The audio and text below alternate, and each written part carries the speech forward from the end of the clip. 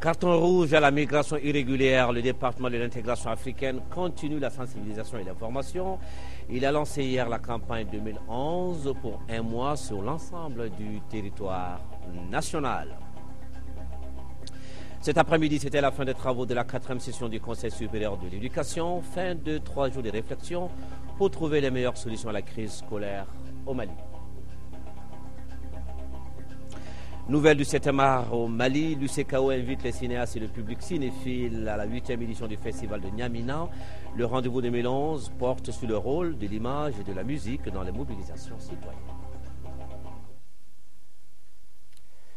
Voilà pour les titres de cette édition. Mesdames et messieurs, bonsoir, bienvenue. Lancement hier samedi de la campagne d'information et de sensibilisation sur les risques de la migration irrégulière édition 2011. C'est une initiative du ministère des Maliens de l'Extérieur et de l'intégration africaine. Le département entend par cette démarche protéger la jeunesse malienne par la prévention contre les risques de la migration irrégulière. La campagne, qui va durer un mois, couvrira l'ensemble du territoire national. Ibrahim Traoré. C'est parti pour la campagne d'information et de sensibilisation sur les risques de la migration irrégulière. Le but est d'attirer l'attention des migrants potentiels sur les conséquences négatives de la migration irrégulière. La campagne consiste à multiplier des actions débouchant sur plus de possibilités de migration légale. Par cette activité, le ministère des Maliens de l'Extérieur et de l'intégration africaine veut que les droits ainsi que la dignité et l'intégrité physique des Maliens soient respectés sur les parcours et les espaces de migration. Dans la plupart des cas, les migrants irréguliers, employés clandestinement, sont traités et exploités de manière inhumaine et dégradante et subissent naturellement une violation flagrante de leurs droits. Ils ne sont pas des criminels, mais des personnes qui, par nécessité, ont quitté les leurs pour trouver ailleurs des lendemains meilleurs par le labeur. La gestion de la migration irrégulière ne saurait échapper à la question des droits de l'homme. Aussi, un des objectifs stratégiques de la politique nationale de migration en cours de finalisation prend en compte la protection et la sécurisation des migrants, le respect de leurs droits et une bonne couverture sociale. Pendant un mois à travers le pays, autorités, ONG et autres associations de soutien aux migrants apporteront leur appui conseil aux volontaires de l'immigration. Cette campagne est aussi une occasion de promouvoir l'intégration africaine, une intégration magnifiée à travers un défilé des communautés africaines vivant au Mali. Les artistes et les comédiens étaient également présents pour sensibiliser les potentiels migrants à choisir les voies légales de la migration. Les rideaux sont tombés cet après-midi sur les travaux de la 4e session du Conseil supérieur de l'éducation. Les 3 jours de réflexion ont permis aux participants de formuler plusieurs recommandations pour la bonne marche de l'école malienne. On peut retenir le recrutement et l'intégration des enseignants dans la fonction publique de l'État, le retour en classe des enseignants qui sont dans l'administration et l'adaptation des filières de l'ENSUP aux besoins des secondaires. Un reportage de Ramata Konaté. La 4e session du Conseil supérieur de l'éducation a permis d'examiner 4 points. Il s'agit entre autres de la mise en œuvre des recommandations du Forum national sur l'éducation, la formation des enseignants de l'enseignement fondamental, la violence et l'insécurité dans l'espace scolaire et universitaire. Après 3 jours d'échanges sur ces questions brûlantes de l'école malienne, les participants proposent. Le Conseil insiste fortement sur la nécessité pour l'État de se dégager complètement de tout ce qui est espace universitaire, surtout encore ce qui concerne l'académie, les problèmes académiques, et concernant la violence, que l'État applique les lois. Nous avions demandé une journée de réflexion sur les grèves actuelles et les grèves illimitées. Et nous souhaitons que le plus tôt sera le mieux. Le Conseil supérieur de l'éducation recommande le recrutement et l'intégration des enseignants dans la seule fonction publique de l'État, la mise en place d'une autre méthodologie de gestion des flux au supérieur par le recrutement massif d'enseignants, la réalisation d'infrastructures et la revalorisation financière et des conditions de travail des enseignants. l'adaptation des filières de l'école normale supérieure aux besoins du secondaire. Au total, 17 recommandations, 2 suggestions et un avis pour une école apaisée et performante sont formulées à l'issue de cette rencontre. Des recommandations qui seront minutieusement étudiées par les ministères en charge de l'éducation, selon le secrétaire général du ministère de l'Éducation, de l'alphabétisation et des langues nationales. C'est avec une grande attention que nous les examinerons pour que notre école sorte enfin des crises aiguës qui n'ont que trop duré et qui handicapent sa marche en avant, son développement et sa consolidation. C'est sur cette note d'espoir que la 4e session du Conseil supérieur de l'éducation a fermé ses portes. Et c'est parti ce matin pour l'initiative liée à la promotion et à la valorisation de la culture des métiers à travers les institutions de base, la famille, la collectivité et l'école. Il s'agit surtout de mobiliser davantage les parents pour inciter les jeunes à l'apprentissage d'un métier. Cette initiative conjointe du ministère des Relations avec les institutions et de l'entreprise Negablon vise la promotion de l'emploi des jeunes. Le ministre des Relations avec les institutions, Abdoulaye Sall, explique les contours et les objectifs de cette initiative. Nous l'écoutons au micro de Ramata Konaté. C'est une initiative conjointe impliquant à la fois le ministère des Relations avec les institutions, Negablon, qui est une entreprise citoyenne pour la valorisation du rôle et de la place des métiers, leur inclusion également dans notre culture. Donc nous avons fait cette rencontre pour lancer cette initiative conjointe pour la simple raison que si vous revisitez la lettre de mission que le président de la République a remise au Premier ministre, le problème de l'emploi des jeunes est un problème majeur. Le problème de l'école est un problème majeur. Il est dit dans cette lettre de mission qu'il faudrait que les membres du gouvernement fassent tout pour pouvoir travailler dans le sens de l'apaisement au niveau de l'école, d'aider notre collègue ou nos collègues qui interviennent dans ce secteur à ce qu'ils puissent avoir création d'emplois. Le fonctionnaire, le cadre est dans ce qu'on appelle le secteur tertiaire, mais dans le secteur primaire, dans le secteur secondaire. Mais il y a les bouchers, il y a les menuisiers, il y a les forgerons, il y a les industriels. Tout ça, c'est des métiers. Les métiers du secteur primaire, les métiers du secteur secondaire sont carrément relégués au second plan au profit des métiers du secteur tertiaire. Or, il est dit qu'il n'y a pas de sous-métier, il n'y a que de sortes de gens. Alors, comment, à travers les institutions de base que sont la famille, que sont la collectivité, que sont l'école, pouvoir revaloriser la culture des métiers au niveau de ces institutions de base.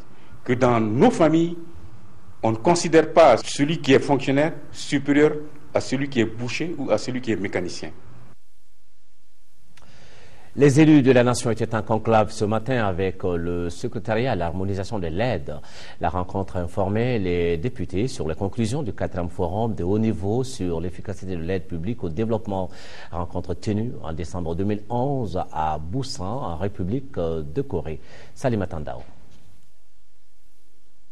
En mars 2005, plus de 130 États donneurs et bénéficiaires, dont le Mali, se sont engagés à améliorer l'efficacité de l'aide à travers l'adoption d'une déclaration dite Déclaration de Paris. Le forum de Busan sur l'efficacité de l'aide, organisé du 29 novembre au 1er décembre 2011, se situe dans la logique de cette déclaration. Cette rencontre avec les députés est organisée pour informer les élus de la nation sur les défis à relever et les perspectives à développer pour une meilleure utilisation de l'aide au développement octroyée à notre pays par ses partenaires techniques et financiers. Je ne doute pas que nous tirerons profit de cet atelier pour asseoir une véritable culture de redevabilité, de transparence dans la gestion de l'aide. Cette aide-là, quand elle parvient au Mali, nous, les honorables députés, nous avons mission, n'est-ce pas, d'avoir un œil regardant sur cette aide. Sa qualité et sa provenance, sa gestion, ça c'est notre affaire. Certaines populations voudraient avoir cette aide-là en argent. Ce n'est pas possible. Mais quand c'est dans le développement, il revient aux élus, à la société civile, d'expliquer à la population que l'aide que nous avons reçue a été utilisée au compte de l'école, ou bien au compte de la santé, ou d'autres choses. Cette rencontre permettra certainement au Mali d'améliorer ses résultats en matière d'efficacité de l'aide publique au développement. Le Mali qui enregistre des indicateurs faibles en la matière selon la dernière enquête de suivi de la déclaration de Paris faite en 2011. Après l'étape de Médine, la plateforme de soutien aux réformes politiques se poursuit à Daoudabougou, en commune 5 de Bamako, organisée par l'Association des jeunes de lutte contre le paludisme. Cette rencontre a regroupé les notabilités de la commune. Les participants ont exprimé leur adhésion aux idéologies de la plateforme. La plateforme de soutien aux réformes politiques est une alliance d'associations et d'organisations non gouvernementales se fixant comme objectif de faciliter au peuple malien la connaissance de la notion de la démocratie, surtout en cette année d'échéance électorale. Et puis la fin cet après-midi du premier congrès ordinaire de la Convention nationale pour une Afrique solidaire, CENAS Faso Here. Il a été marqué par un remembrement du bureau exécutif national et l'investiture de Soumana Sako comme candidat du parti à la présidentielle de 2012. Nous écoutons le candidat du CENAS Faso Here, Soumana Sako, au micro de Amadou Ouattara. Les ambitions qui m'animent en tant que candidat de la CENAS Faso Here, c'est les ambitions qui, à mon avis, doivent animer tout Malien, toute Malienne. Les ambitions de faire de ce pays ce qu'il n'aurait jamais dû cesser d'être, c'est-à-dire un grand pays, un pays digne, un pays où le goût du travail, le sens de l'honneur, de la dignité, la transparence, la rigueur et le sens de la justice sociale guident non seulement les actions de l'État, mais aussi les actions de tout le monde. Si nous arrivons à les prendre à bras le corps et si nous arrivons à renforcer ce sentiment de cohésion nationale, d'unité nationale, de réconciliation nationale, ils pourront donc nous permettre, en tant que peuple malien, de retrouver ce qui nous grandit, donc de retrouver la grandeur dont ce pays a bénéficié dans le temps, depuis les temps immémoriaux. Je ne dirais pas jusqu'à évoquer les grands royaumes, les grands empires qui, depuis l'Atlantique jusqu'au Soudan, certains disent jusqu'à la mer Rouge, voyez, ont maintenu l'ordre dans cet espace, l'Afrique occidentale. Non seulement maintenu l'ordre, mais ont fait prospérer le commerce, les échanges et créer des situations où finalement la population pouvait donner pacifiquement et de façon tout à fait agréable à toutes sortes d'activités économiques et sociales. Les militantes et militants du Parti africain pour la solidarité et la justice, ADEMA PSG, s'organisent pour mieux affronter la présidentielle de 2012. La coordination de soutien au professeur Dioncounda Traoré en commune suisse a été présentée au public ce dimanche. Cela s'est passé au Centre Africa Olympe de Banankabougou. Un reportage de Nando Dambélé. Le professeur Dioncounda Traoré, candidat de l'ADEMA PSG pour la présidentielle de 2012, peut désormais compter sur un électorat conséquent en commune 6 du district de Bamako. Les militants du parti de l'abeille dans cette commune se sont constitués en coordination pour le soutenir. Notre cheval de bataille, tous pour un et un pour tous. C'est le slogan que nous utilisons pour notre cheval de bataille. La cérémonie de lancement de la structure a regroupé au Centre Africa Olympa de Banankabougou plusieurs jeunes militantes et militants du parti autour des responsables de la coordination nationale de soutien au président Dioncounda Traoré. L'objectif est sans doute d'œuvrer à mobiliser les militants du parti de l'abeille en commune 6 pour un vote massif en faveur du candidat en 2012. La jeunesse du Mali ne veut pas rester en marge pour l'élection présidentielle de 2012. Donc la jeunesse veut dire son mot. Donc c'est pourquoi la jeunesse se reconnaît au président de l'ADEMA PSG, le professeur Dioncounda Traoré, qui est un patriote convaincu, un homme d'État, un homme dont l'humilité, dont on ne peut pas vraiment terminer de dire les qualités de l'homme. Donc c'est pourquoi nous mobilisons partout au Mali, à l'extérieur, la jeunesse pour le triomphe du professeur Dioncounda Traoré à l'élection présidentielle du 29 avril 2012. C'est un bureau de 37 membres dirigé par Abdallah Diko qui est désormais chargé de piloter toutes les activités de mobilisation et d'orientation des militants en commune 6. Meeting de soutien hier à Koulikoro du Parti Mouvement Patriotique pour la Justice et l'Égalité. Le candidat à la présidentielle de 2012, le docteur Cheikh Modibo Diarra, a répondu à l'appel des femmes de la ville par sa présence. Ce meeting a été organisé par le collectif des femmes du Mouvement Patriotique. Correspondance de Koulikoro, Koumba Sissé. C'est dans une salle Siramouri Diabaté comble que les sympathisants et amis du docteur Cheikh Modibo Diarra ont animé ce meeting de soutien. Certaines femmes de Koulikoro venues de tous bords ont voulu manifester leur confiance au candidat du mouvement patriotique pour la justice et l'égalité MPJE. Des témoignages suivis des déclarations ont permis au président du MPJE de présenter sa vision pour le Mali. Ma visite à Koulikoro avait deux raisons. La première, évidemment, c'est de venir rendre visite aux membres de mon parti, le Rassemblement pour le développement du Mali. M'assurer que les mises en place des comités se passent bien. Bientôt, on va faire, n'est-ce pas, notre congrès ordinaire du parti. Donc, je m'assure que tout va très bien. Et la deuxième raison, c'est qu'il y avait une association de femmes qui entreprennent à Koulikoro ici, qui aussi m'avaient demandé de venir les écouter, qu'elles avaient un message pour moi. Et ce message qui s'est trouvé était qu'elles me demandaient de me porter candidat aux élections de 2012. En réalité, si cela ne tenait qu'à moi j'aurais passé une loi faisant, n'est-ce pas, du vote une obligation qui serait, dont on pourrait punir les gens avec une amende, n'est-ce pas, si les gens ne votaient pas. Parce qu'il est important dans une démocratie, dans toute société, que l'avis de tout un chacun soit connu. Cette prise de contact avec la base a permis aux candidats de MPJE de mesurer la capacité de mobilisation de ses membres. Dr Cheikh Modibo Diarra a appelé les jeunes à une plus grande solidarité pour un meilleur avenir du mouvement patriotique pour la justice et l'égalité. Ce meeting a été agrémenté par des prestations folkloriques. Les travaux du deuxième congrès ordinaire de l'Union des forces démocratiques pour le progrès, UFDP, se sont tenus ce week-end à San. Au cours de ce deuxième congrès, le parti a procédé à la relecture de ses statuts et règlements et à la dynamisation de ses structures de base. Correspondance de Honoré Tchenou.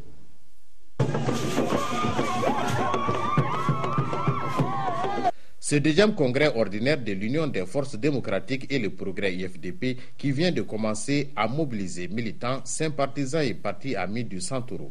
Le bureau politique national se réjouit d'avoir tout mis en œuvre pour que le deuxième congrès ordinaire du parti se tienne en ce mois de décembre 2011, après une longue période de léthargie.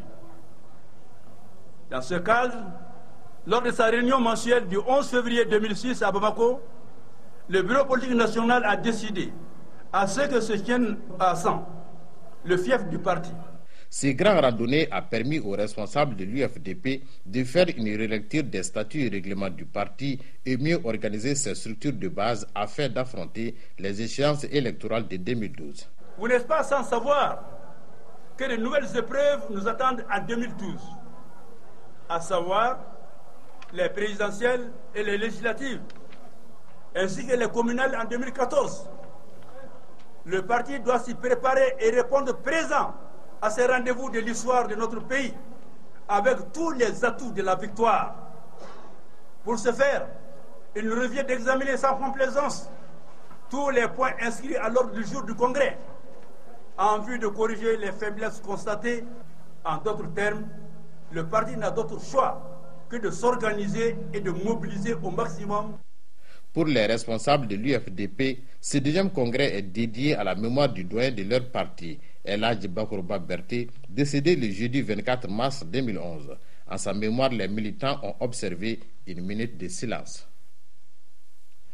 La section de l'Union des jeunes RPM du Cercle de Kolokani a tenu hier samedi sa conférence, occasion pour la structure locale de faire l'état des lieux pour mieux mobiliser les jeunes de Kolokani autour de Ibrahim Boubacar Keïta en 2012. Nos envoyés spéciaux, Nando Dambélé, Youssou Diarra. Cette conférence de la section de l'Union locale des jeunes RPM de Kolokani se tient conformément aux engagements du Bureau national de l'Union des jeunes du parti du Tisserand. Celui-ci, on se le rappelle, a décidé de rencontrer les 5 sections de l'Union des jeunes RPM de l'intérieur et du district de Bamako avant son congrès. C'est une première et c'est pour nous une marque de considération.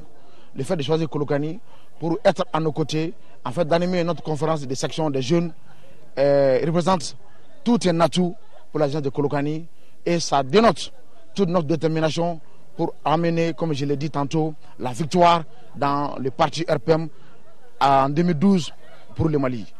Dressant leur bilan d'activité, les jeunes RPM du cercle de Kolokani ont, avec les délégués de leur bureau national, fait l'état des lieux afin de motiver les uns et les autres pour dégager des stratégies en vue de la dynamisation de leur union d'ici le rendez-vous de 2012. Je place cette conférence sous le signe du rassemblement, de la cohésion, de l'entente, en vue des préparatifs pour les prochaines échéances à venir. Les doléances de la section sont légitimes, surtout quand on sait que la jeunesse est la racine même du parti. Comme on le dit, la jeunesse est le fer de lance des partis politiques. Leurs doléances sont légitimes et on va y travailler pour leur donner satisfaction. L'ambition des jeunes RPM de la capitale du Bélédougou est d'assurer la victoire finale au candidat Ibrahim Boubacar Keïta à la présidentielle de 2012. Son nom vous dit certainement quelque chose. Il s'appelle Václav Havel. Il fut ancien dissident puis président tchèque.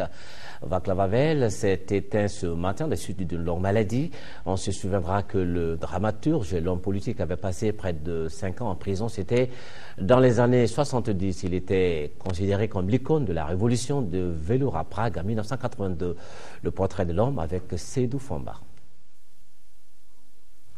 Conscience éclairée de la République tchèque, icône de la lutte pour la liberté, symbole du retour de la Tchécoslovaquie à la démocratie, ce ne sont là que quelques qualificatifs utilisés ça et là pour caractériser l'ancien président tchèque qui n'est plus de ce monde depuis ce dimanche. Le peuple tchèque se souviendra longtemps de Václav Havel, lui qui incarnait aux yeux de beaucoup l'autorité morale par excellence dans l'Europe de l'Est post-communiste.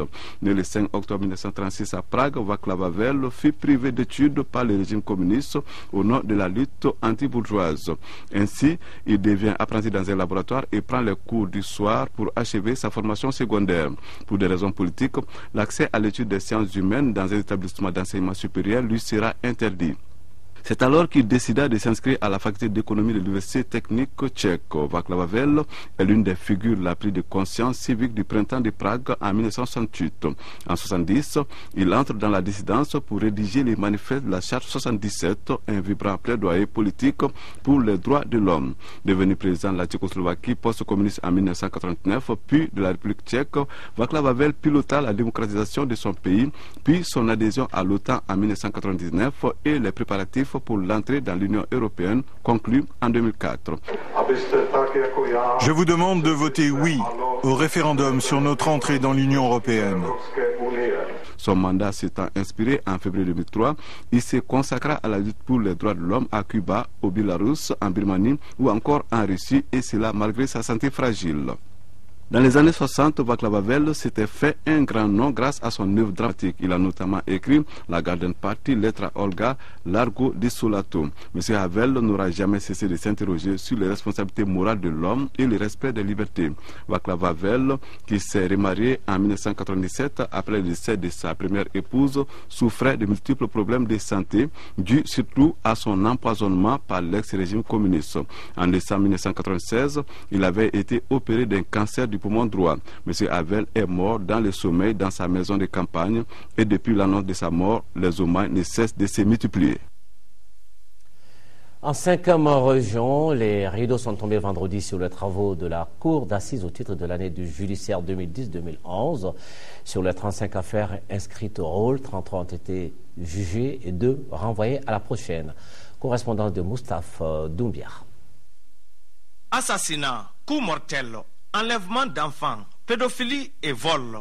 Ce sont les principaux dossiers qui étaient inscrits au rôle de cette session de la Cour d'assises de Mopti au titre de l'année judiciaire 2010-2011. 35 dossiers étaient inscrits au rôle de cette session.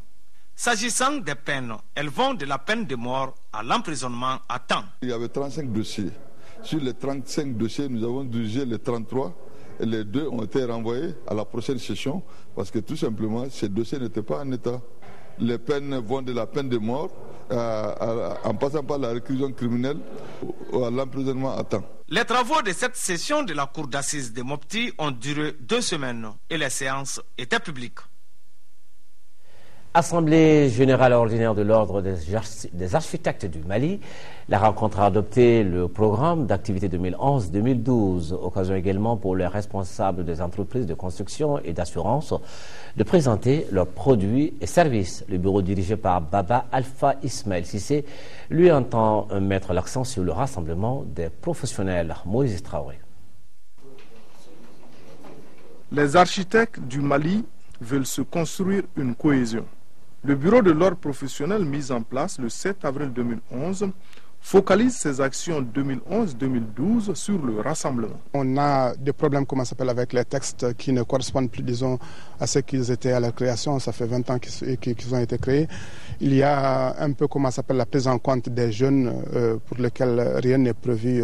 Il n'y a pas beaucoup de choses qui étaient prévues depuis que l'ordre a été créé.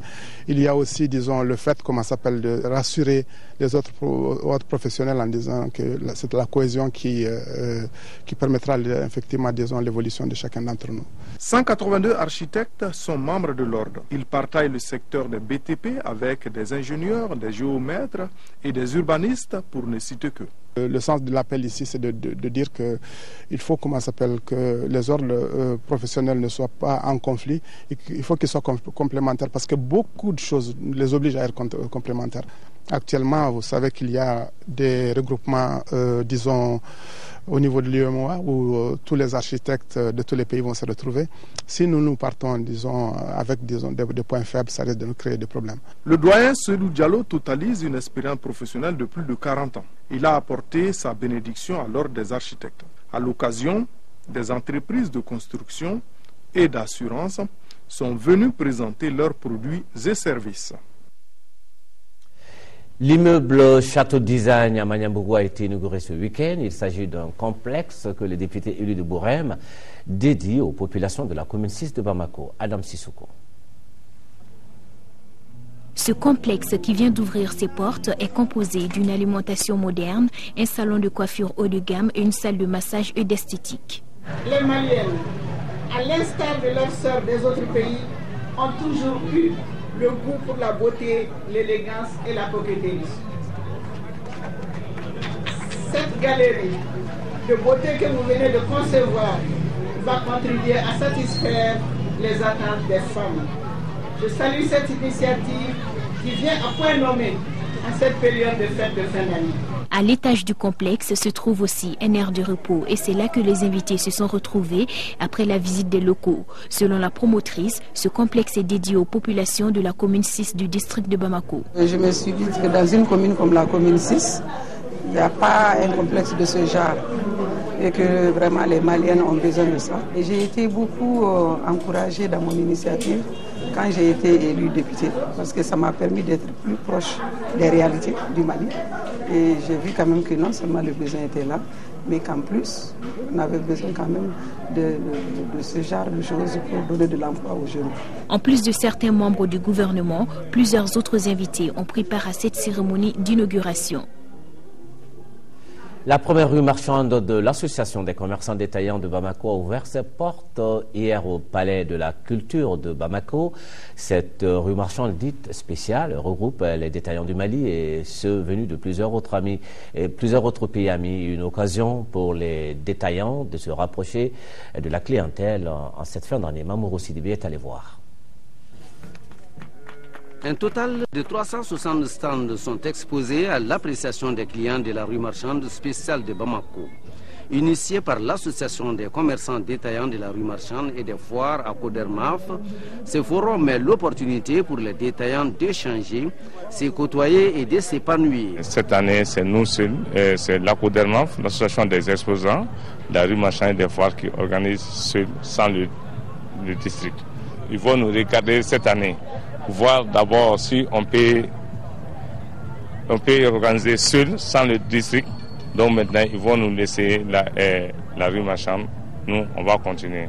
Pour un coup d'essai, la Codermaf a voulu faire un coup de main. Cette voie est toute tracée avec la participation de plusieurs détaillants venus du Congo-Brazzaville, de Côte d'Ivoire, du Togo, du Burkina Faso et du Maroc. Le projet de développement des infrastructures scolaires à Sikoro vient de doter 5 écoles de la commune 1 du district de Bamako en bibliothèque, en matériel informatique et en forage. Il s'agit des écoles de Sikoro A, B, C, D et l'école communautaire de Sikoro. Ces infrastructures et équipements divers qui ont été remis hier ont coûté aux donateurs, la commune 1, Ndamali et le mouvement canarien pour la paix, plus de 75 millions de francs CFA. Abdrahman Maïga. La construction de 5 bibliothèques dotées de livres et équipées d'ordinateurs et la réalisation de 4 forages à motricité humaine, le tout pour plus de 75 millions de francs CFA. Telle est la composition des différentes réalisations qui viennent d'être effectuées par Ndamali dans certains établissements scolaires de Sikoro en commune 1 du district de Bamako. Exécuté dans le cadre d'un partenariat tripartite entre la mairie de la commune 1, l'ONG Ndamali et le mouvement canarien pour la paix, ces différentes réalisations du programme Ndamali s'inscrivent dans le cadre de la mise en œuvre de son projet de développement des infrastructures scolaires à Sikoro. Il vise deux objectifs majeurs, à savoir contribuer à la création des infrastructures scolaires dans les établissements de Sikoro et faciliter l'accès des populations à l'eau potable. Ce projet est un renfort des actions du projet d'amélioration des conditions d'assainissement du quartier de Sikoro initié par Adekub Kams, la mairie de la commune 1, Ndamali et la fondation Africa. En réalisant un tel projet dans notre pays, les responsables de Ndamali ambitionnent d'accompagner le gouvernement dans son combat pour l'atteinte des objectifs du millénaire pour le développement à travers une éducation de qualité. Un objectif qui ne pourra être surmonté que par un meilleur accès des scolaires à une documentation de qualité.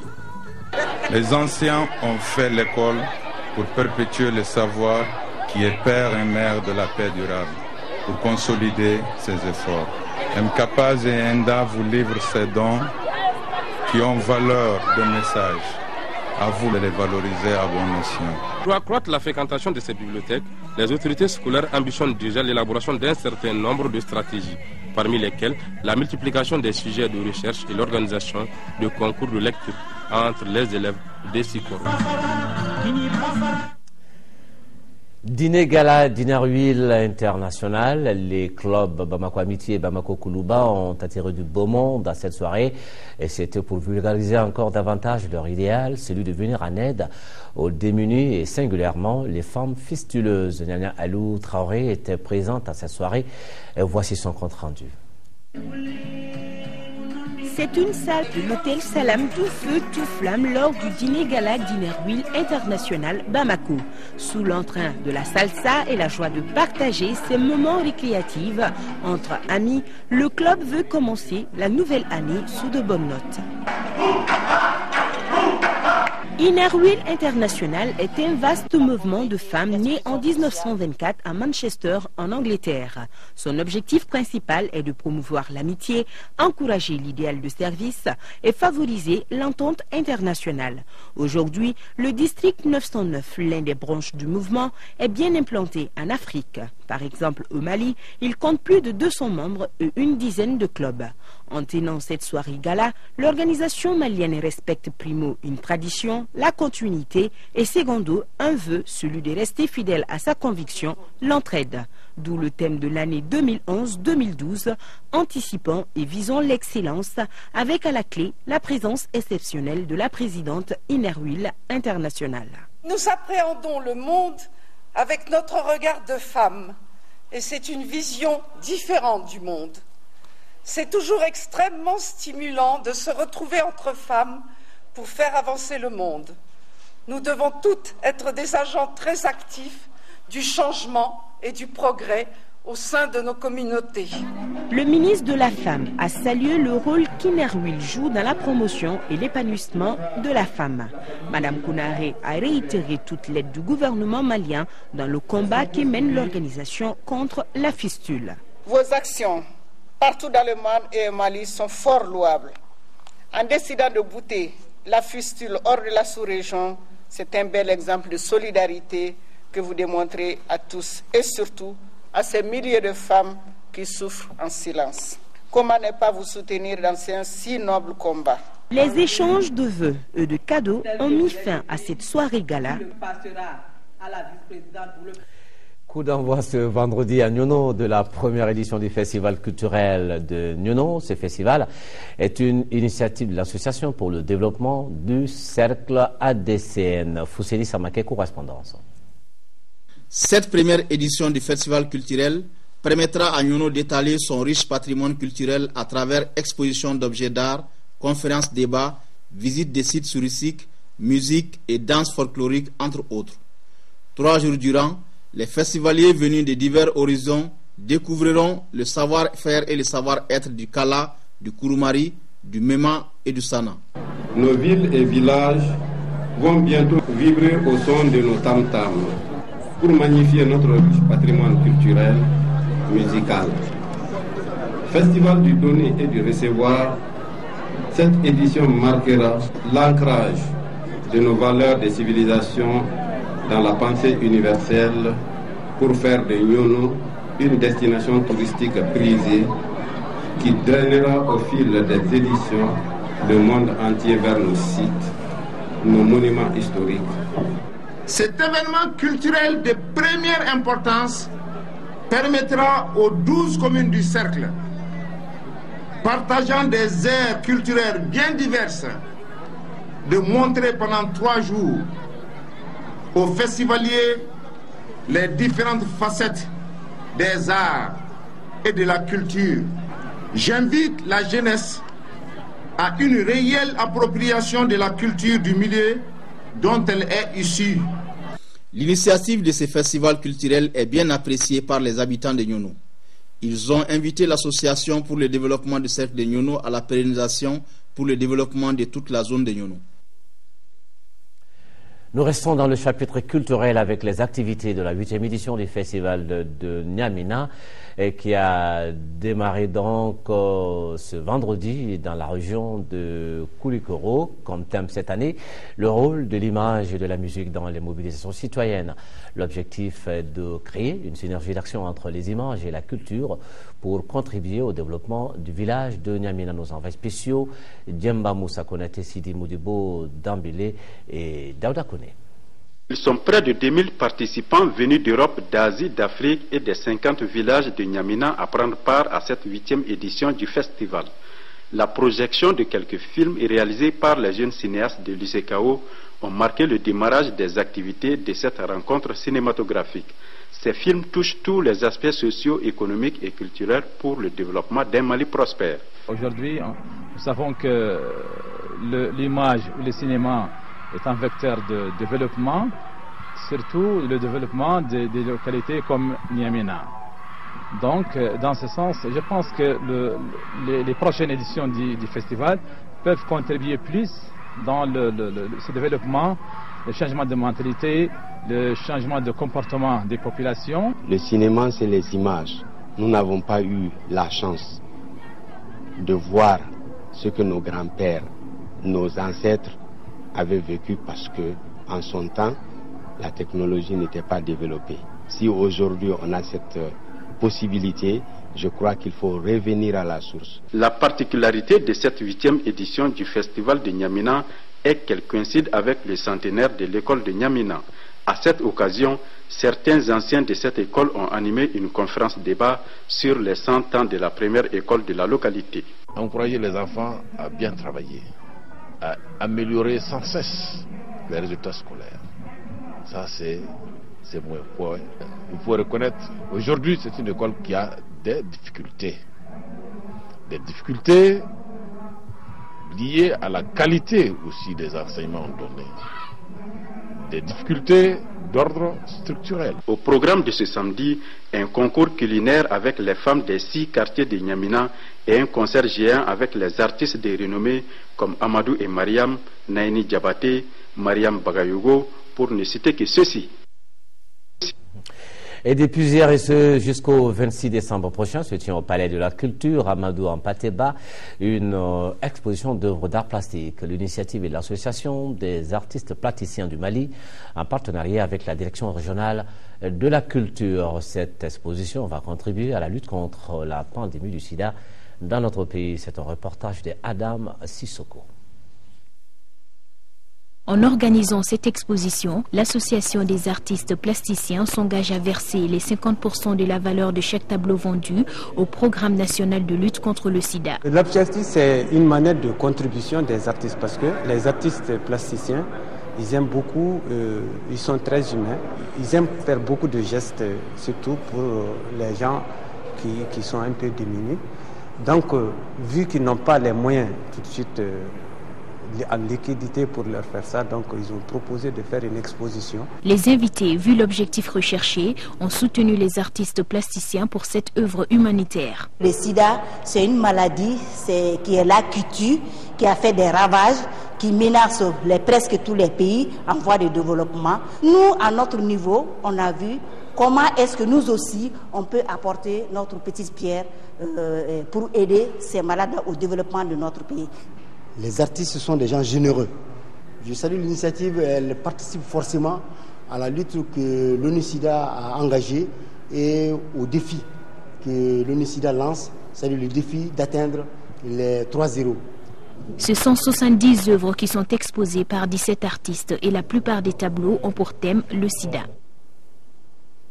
Le sport avec la deuxième journée du championnat national de football, le Djoliba AC qui a battu le club olympique de Bamako par le score d'1-0. Khalifa Namatraoré. Bangoura sur Ibrahim. Et peut-être l'ouverture du score de cette équipe du Djoliba, la frappe. Une reprise de volée de Boubacar Bangoura. Le Djoliba Athletic Club s'en contente pour signer sa deuxième victoire de suite dans le championnat national. Excepté cette réalisation de la 82e minute, les spectateurs du stade Modibo Keïta ont suivi un petit match pauvre en occasion de but entre le club olympique de Bamako et le Djoliba AC, surtout au niveau de la qualité technique de jeu et de l'engagement. Dans ce début de championnat, je pense que la manière de jeu est importante. On va se concentrer sur les points. Dieu merci, aujourd'hui on a eu quand même avoir les 3 points. Sinon, quand même, c'est pas facile de les sauver. Ça fait 2 ans qu'on n'a pas les 3 points contre cette équipe. Je pense que l'essentiel c'est quand même d'engager les points. Franchement, aujourd'hui, ils ont fait une victoire méritée. De loin, ils étaient mieux que nous. Parce que là, nous, on ne s'est pas encore remis du match contre l'AS Police. Je vous ai dit, depuis le jour, on a une équipe très jeune. Il faut être patient, continuer à les recadrer, travailler encore. Parce que franchement, je sais qu'au début de cette saison, ça ne va pas être facile. Et c'est comme ça. Franchement, le Djoliba mérite de loin sa victoire. Lors de la 3e journée, le COB rencontrera la Jeanne d'Arc de Bamako et le Djoliba AC sera face à l'AS Police. Et puis les autres résultats, le Niana de Koulikoro s'est imposé 1-0 devant l'AS Bakary Dian. Le Sigui des Kaé et les 11 créateurs se sont séparés sur le nul 0-0. Large victoire de l'ASB à Sikasso face au stade malien 3-0. Suite et fin de main de la deuxième journée, ce sera avec le match entre le champion en titre, le stade malien de Bamako et l'association olympique de Missira. Fin de ce journal. Merci de l'avoir suivi. Bonsoir.